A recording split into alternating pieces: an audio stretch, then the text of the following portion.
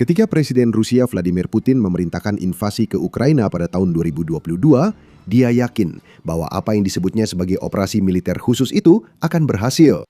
Mudah untuk memahami alasannya. Putin punya tentara lebih banyak, ekonomi lebih kuat, dan jumlah prajurit serta peralatan militer yang seolah tak ada habisnya untuk menyelesaikan tugas itu. Namun seiring peran yang terus berkecamuk dari tahun ke tahun, sumber daya Kremlin mulai menipis. Tank dan kendaraan infanteri dihancurkan. Armada menyusut, pertahanan melemah. Dan sekarang, akhirnya, Putin mulai kehabisan sumber daya militer yang mungkin paling penting dari semuanya, yaitu manusia. Tanpa orang-orang yang rela mengenakan helm, mengikat sepatu bot, dan maju ke zona maut di garis depan, mempertaruhkan nyawa demi kejayaan tanah air, Rusia tidak punya peluang memenangkan perang ini. Putin tidak pernah menduga hal ini akan terjadi. Ketika perang dimulai, Rusia memiliki salah satu tentara terbesar di dunia dengan sekitar 900.000 personel aktif dan ratusan ribu personel paramiliter cadangan. Sebaliknya, tentara Ukraina hanya memiliki kurang dari 200.000 pasukan. Sejarah menunjukkan pasukan penyerang biasanya mengalami korban lebih banyak daripada yang bertahan, sehingga komandan Rusia kemungkinan sudah memperkirakan kerugian. Namun mereka pasti tak pernah membayangkan banyaknya korban di pihak tentara mereka. Saat Ukraina melawan, segala prediksi dan memperlihatkan ketahanan luar biasa, kerugian Rusia meningkat. Pada tahap awal perang, Kremlin menderita beberapa ribu korban setiap bulannya. Pada tahun 2023, angka itu telah meningkat menjadi sekitar 15 hingga 20 ribu. Pada tahun 2024, angka itu menembus 30 ribu, bahkan sempat melampaui 40 ribu menjelang akhir tahun. Tahun 2025 juga mengalami kerugian yang sama parahnya dengan rata-rata sekitar 30 ribu per bulan dan itu terus berlanjut hingga tahun 2026. Untuk memberikan gambaran, selama Perang Soviet Afghanistan yang berlangsung dari tahun 1979 hingga 1989, Uni Soviet kehilangan antara 15.000 hingga 20.000 tentara secara total selama hampir satu dekade. Rusia kini kehilangan lebih banyak setiap bulan. Secara total, diperkirakan Rusia telah menderita lebih dari 1,3 juta korban dengan sekitar 500.000 tewas dan hampir 1 juta lainnya terluka. Angka itu lebih dari 5 kali lipat total kerugian negara tersebut dari semua perang Rusia dan Soviet sejak Perang Dunia Kedua, termasuk Perang Afghanistan dan 2 perang Chechnya. Menurut Center for Strategic and International Studies, Rusia mengalami kerugian terbesar di antara kekuatan besar dalam perang sejak Perang Dunia Kedua.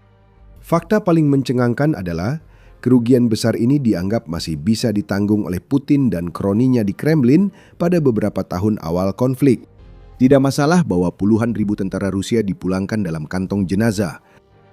Tidak masalah bahwa saudara, anak laki-laki, suami, dan ayah dibantai secara massal atau mengalami luka yang mengubah hidup mereka. Itu tidak masalah karena tentara tetap maju meski lambat di banyak wilayah. Dan selalu ada rekrutan baru yang siap mengisi kembali barisan. Faktanya, tentara Rusia justru berhasil menjadi lebih besar lagi selama tahun-tahun awal perang berkat mobilisasi parsial pada tahun 2022 dan investasi besar-besaran dalam perekrutan di tahun-tahun berikutnya. Banyak pria sehat di seluruh negeri sukarela mendaftar bertempur di Ukraina. Sebagian besar dari mereka yakin perang akan segera selesai atau mereka hanya perlu bertugas beberapa bulan sebelum pulang. Banyak yang tertipu dengan berpikir bahwa mereka bisa mendapatkan uang dengan mudah dengan mendaftar, bertugas di tempat yang relatif aman, jauh dari garis depan, lalu pulang untuk menikmati hasil jerih payah mereka. Sementara itu beberapa orang diperas atau secara efektif dipaksa untuk mendaftar dengan perekrut Rusia menggunakan taktik yang sangat licik seperti menekan kelompok minoritas etnis dan mengancam akan mendeportasi orang-orang jika mereka menolak menandatangani kontrak. Metodenya sebenarnya kurang penting. Selama cukup banyak tentara baru terus masuk untuk menutup kerugian personel, mesin perang Kremlin dapat terus menyerang Ukraina meski ini tidak bisa berlangsung selamanya. Bahkan di negara dengan populasi lebih dari 140 juta orang, hanya ada jumlah terbatas individu yang sehat jasmani yang benar-benar bersedia dan siap untuk ikut bertempur. Dan semakin banyak waktu berlalu, semakin banyak pula individu-individu tersebut mulai menyadari bahwa jika mereka mendaftar, kemungkinan besar mereka sama saja menandatangani surat kematian mereka sendiri. Perekrutan makin sulit, Rusia pun semakin putus asa. Ini melampaui pemerasan, menyeret pemerkosa dan pembunuh dari sel, lalu menawarkan kebebasan jika mau bertugas setahun di garis depan. Mereka mengirim orang-orang dengan penyakit yang melemahkan dan penyakit mematikan ke medan perang. Mereka meluncurkan kampanye pemasaran militer baru berisi kebohongan dan propaganda untuk menipu pelajar yang kesulitan, mengklaim perang seperti bermain video game, dan menjanjikan tugas aman jauh dari garis depan. Mereka mulai mengeluarkan perintah kepada sekolah dan bisnis untuk secara aktif mencari siswa dan karyawan, serta membuat mereka menandatangani kontrak militer. Mereka mulai memanfaatkan penaruh di Afrika untuk menipu ribuan orang asing agar ikut berperang dalam konflik yang tak terkait dengan mereka, mempertaruhkan nyawa demi negara yang tak peduli pada mereka. Di medan perang juga, komandan Rusia menjadi lebih kejam dan brutal dalam memperlakukan pasukan di bawah komando mereka, menyiksa, memukuli, dan mengeksploitasi siapapun yang menunjukkan sedikit saja keinginan untuk membelot. Namun semua itu tidak cukup untuk menghentikan terus bertambahnya korban dan mencegah tentara Rusia perlahan tapi pasti mulai menyusut. Data membuktikan, pada Desember 2025, untuk pertama kalinya sejak perang, Rusia secara resmi kehilangan lebih banyak pasukan daripada yang direkrut, dengan 22.000 personel baru dan lebih dari 30.000 korban yang terkonfirmasi. Para optimis berharap ini menjadi awal yang istimewa. Para pesimis khawatir ini hanya insiden terisolasi yang layak dirayakan, namun kecil kemungkinan berdampak besar jangka panjang. Lalu datanglah Januari 2026 dan hal yang sama terjadi lagi. Dan lagi di bulan Februari, Maret, dan April. Selama 5 bulan berturut-turut, tingkat korban Rusia melebihi tingkat perekrutannya. Ini bukan kejadian sekali saja, ini adalah sebuah tren. Dan sekarang menjadi tren yang Rusia kesulitan untuk menemukan jawabannya karena strategi perekrutannya gagal menghasilkan hasil yang cukup dan taktik perangnya di medan tempur terus menyebabkan kerugian besar. Pada Februari 2026, di peringatan 4 tahun invasi, The Economist mempublikasikan pemodelan korban Rusia dan menyimpulkan kerugian Rusia dalam 12 bulan terakhir setara dengan 3 tahun pertama perang digabungkan. Dengan kata lain, kerugian melonjak tajam tepat saat perekrutan mulai menurun. Ini adalah resep bencana bagi Kremlin, dan dengan beberapa perkiraan yang menyebutkan sekitar 1.000 tentara Rusia menjadi korban setiap hari, baik terbunuh, terluka, atau ditangkap, tentara negara itu hampir pasti akan semakin lemah dan kecil seiring berjalannya perang. Dan gambaran itu menjadi semakin buruk bagi Putin ketika kita membandingkan korban negara itu dengan korban Ukraina. Awalnya, Ukraina memang mengalami kerugian besar. Bulan-bulan awal sangat berat bagi pasukan Kiev saat menghadapi ganasnya invasi Rusia. Dengan musuh menyerang dari berbagai sisi, tentara Ukraina dan relawan sipil berjuang menemukan pijakan. Serangan balasan yang gagal pada 2023 menjadi titik terendah, menyebabkan banyak kematian dan tentara terluka. Namun seiring perang berlangsung, Ukraina menemukan cara membatasi kerugiannya. Mereka kini lebih beralih ke perang drone. Ukraina mendapat bantuan penting dari sekutu barat. Para komandan menyesuaikan taktik, memaksimalkan sumber daya, dan menolak strategi Kremlin yang mengorbankan tentara sebagai umpan meriam. Akibatnya, tahap-tahap akhir perang jauh lebih baik bagi Ukraina dengan penurunan jumlah korban setiap bulannya. Dalam beberapa hal, kedua negara telah menempuh jalur yang benar-benar berlawanan. Ukraina memulai perang dengan buruk, tetapi semakin membaik seiring berjalannya waktu. Rusia memulai dengan kuat, namun sejak itu mengalami penurunan yang drastis. Jadi apa arti semua ini untuk fase berikutnya dari perang? Sebelum membahas itu, masih banyak konten serupa. Jika Anda merasa The Military Show bermanfaat, jangan lupa berlangganan. Menghadapi kerugian besar dan tantangan rekrutmen, banyak pemimpin akan sadar bahwa sudah saatnya menurunkan ego dan mempertimbangkan negosiasi gencatan senjata atau menilai kembali tujuan militer mereka. Tapi itu bukan gaya Vladimir Putin. Menurut berbagai laporan dan bahkan pejabat dalam Kremlin yang berbicara kepada jurnalis barat dengan syarat anonim, Presiden Rusia tetap keras kepala ingin merebut Donbas dan melanjutkan perang untuk masa mendatang. Seorang pejabat mengklaim mereka telah mendesak Putin menghentikan perang dan mempertahankan wilayah yang sudah didapat. Namun menurut mereka, dia tetap menolak dan tidak mau berkompromi soal ini. Putin tampaknya yakin Donbas bisa direbut sepenuhnya musim gugur. Namun, data menunjukkan sebaliknya. Pasukan Rusia tak hanya kehilangan banyak prajurit, mereka juga kesulitan merebut wilayah dengan cepat. Menurut data dari Institute for the Study of War misalnya, pasukan Rusia telah merebut sekitar 220 km persegi atau 85 mil persegi pada tahun 2026 sejauh ini. Itu kira-kira seukuran dengan kota Seattle. Sebagai tanggapan, Ukraina berhasil merebut kembali sekitar 189 km persegi atau 73 mil persegi. Itu membuat Rusia hanya mendapatkan keuntungan bersih sekitar 31 km persegi atau 12 mil persegi pada tahun 2026. Itu hampir tidak berarti apa-apa. Dan yang paling buruk adalah Rusia telah membayar harga yang sangat mahal untuk sesuatu yang hampir tidak berarti apa-apa itu. Perkiraan menunjukkan lebih dari 300 tentara Rusia tewas atau terluka parah untuk setiap kilometer persegi tanah yang direbut di Donbas tahun ini. Dan jumlah kematian sebenarnya menjadi jauh lebih besar daripada jumlah yang terluka. Itu kabar sangat buruk bagi Kremlin. Bahkan, ini hampir belum pernah terjadi sebelumnya. Dalam peperangan modern, korban umumnya adalah tentara yang terluka. Biasanya 3 tentara terluka untuk setiap 1 yang tewas. Dalam beberapa kasus, rasio ini bahkan lebih tinggi. Di Irak, Amerika Serikat mencatat sekitar 7 tentara terluka untuk setiap 1 kematian, sehingga sebagian besar korban adalah luka-luka, bukan kematian.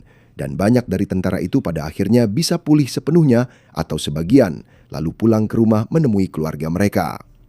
Di Rusia, rasio ini justru terbalik. Selama bertahun-tahun, taktik penguras nyawa membuat Rusia mengalami tingkat kematian tinggi dengan 2 tentara terluka untuk setiap 1 yang tewas. Namun menurut beberapa laporan terbaru, sekarang tampaknya Rusia mengalami 2 kematian untuk setiap 1 luka-luka, dengan sumber Ukraina menyatakan bahwa sekitar 62% dari seluruh korban Rusia adalah tewas, sementara sisanya 38% adalah luka-luka. Itu salah satu rasio korban tewas terhadap korban luka yang paling mematikan di sejarah modern. Tentu saja, pejabat Ukraina punya banyak alasan untuk melebih-lebihkan atau memilih statistik yang sesuai dengan agenda mereka. Tetapi ada semakin banyak bukti kuat yang mendukung klaim mereka, dan semuanya bermuara pada satu hal, drone. Perang Rusia-Ukraina kini banyak bergantung pada penggunaan drone. Garis depan benar-benar dipenuhi dengan kendaraan udara tak berawak atau UAV. Mereka terbang tinggi di langit, memindai tanah mencari tanda kehidupan sebelum menyerang target musuh dengan presisi tanpa ampun. Tak hanya di garis depan, tapi juga beberapa mil di sekitarnya. Bagi pasukan Rusia, ini ibarat melempar koin untuk menentukan apakah mereka selamat sampai garis depan. Hanya sedikit yang berhasil ke sana, namun lebih banyak drone siap menghabisi mereka satu persatu. Banyak yang tewas seketika akibat ledakan dahsyat dari drone kamikaze. Dalam arti tertentu, merekalah yang beruntung. Mereka yang terluka sering terdampar di wilayah tak bertuan, perlahan kehabisan darah karena luka, tanpa bantuan atau evakuasi. Karena petugas medis Rusia juga harus melintasi wilayah berbahaya yang sama sambil menghindari banyak drone, hanya untuk bisa cukup dekat memberikan bantuan apapun kepada rekan-rekan mereka yang terluka. Menurut Phillips O'Brien, Profesor Studi Strategis dan Kepala Sekolah Hubungan Internasional Universitas St. Andrews, jika Ukraina kini membunuh 2 tentara Rusia untuk setiap 1 yang terluka, itu sangat luar biasa dalam peperangan. Bagi saya, itu tidak mustahil, karena akurasi drone sudut pandang orang pertama dan sulitnya mengevakuasi tentara yang terluka di medan perang. Masalah ini tidak hanya terjadi di Rusia. Ukraina juga menghadapi drone musuh di garis depan. Ukraina perlu memikirkan evakuasi tentara terluka tanpa mempertaruhkan lebih banyak nyawa. Berbeda dengan Rusia yang tetap memakai taktik keras kepala dan boros, memperlakukan tentaranya seolah cuma daging bukan manusia, Ukraina justru beradaptasi. Ukraina menemukan cara lebih cerdas dan efektif mengatasi tantangan, seperti memakai kendaraan darat tanpa awak untuk evakuasi. Ukraina melampaui Rusia dalam perlombaan drone dengan mengembangkan UAV yang lebih beragam dan efektif untuk mengakali serta mengalahkan lawan. Ini adalah perbedaan terbesar dan paling penting antara kedua pihak. Rusia menyadari masalah, tapi tidak mencari solusi. Mereka hanya mengirim lebih banyak orang dan berharap masalah selesai. Ukraina selalu melihat masalah dan mencari solusi. Mereka terus berupaya meningkatkan efisiensi dan mengurangi kerugian tanpa pernah puas. Artinya, ke depan, tren yang telah kita lihat sejauh ini di tahun 2026 kemungkinan besar akan terus berlanjut. Rusia diperkirakan kehilangan lebih dari 30.000 tentara tiap bulan. Bahkan, para pemimpin militer Ukraina sangat ingin mendorong angka itu lebih tinggi lagi hingga mencapai 40.000 atau bahkan 50.000 menjelang akhir tahun. Jika mereka mendekati target itu, ini sangat menghancurkan bagi Kremlin. Rusia kemungkinan besar akan terus kesulitan merekrut tentara yang cukup untuk mengimbangi kerugian personel mereka, dan alasannya jelas. Rakyat Rusia awalnya mudah tertipu saat perang, namun setelah 4 tahun dan banyak kegagalan, kini banyak yang menyadari kebohongan Kremlin.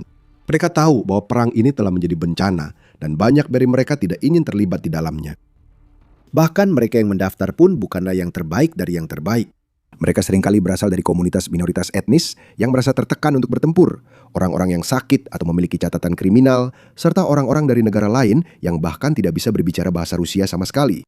Atau mereka yang merasa tak punya pilihan, namun benar-benar tanpa pengalaman atau pelatihan militer.